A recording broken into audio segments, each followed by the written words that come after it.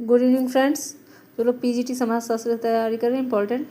भारत में विवाह संबंधी कानून कब पारित में भारत सती प्रथा निषेध अधिनियम 1829 में पारित हुआ है। विधवा पुनर्विवाह अधिनियम 1856 में। बाल विवाह निषेध अधिनियम 1829 में। शारदा एक्ट इसको बोलते हैं। विधवा विवाह नियोगिता निवारक अधिनियम 1986 में पारित हुआ। हिंदू विवाह वैधता अधिनियम 1949 में। विशेष विवाह अधिनियम 1954 में।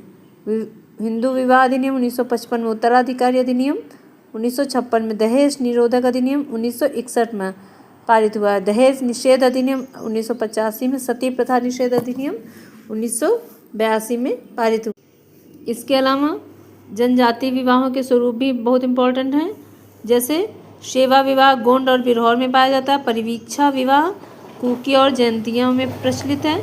हरण विवाह संथाल और मुंडा भील खरिया गोंड हो में होता है। परीक्षा विवाह भील लंबांडा खासी में होता है। क्रय विवाह रेंगमा नागा में होता है। विनिमय विवाह खासी को छोड़कर पूरे भारत में प्रचलित है।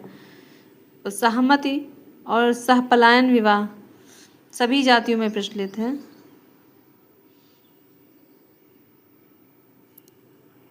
हठ विवाह बिरहोर और हो में। अगला क्वेश्चन, हिंदू परिवार में निम्नलिखित में से किस पर आधारित है? पारिवारिक स्नेह पर आधारित है।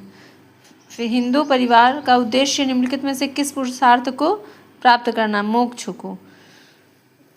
निम्नलिखित में से कौन से संयुक्त परिवार की विशेषता नहीं है? बताइए। केवल पति पत्नी, ये विशेषता नहीं है। परिवार का बड़ा आकार होना चाहिए। कर्ता की प्रधानता होनी चाहिए। मुखिया की मतलब प्रधानता होनी चाहिए। संयुक्त पाठशाला और संपत्ति एवं निवास सभी में सबका अधिकार होता है।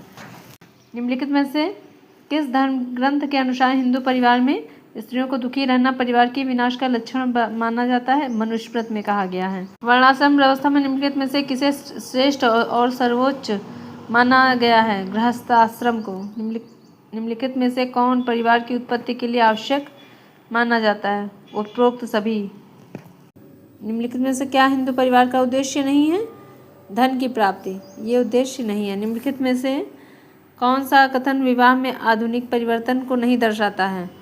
वैवाहिक जीवन पर किसी भी प्रकार से आधुनिकता का प्रभाव नहीं पड़ता।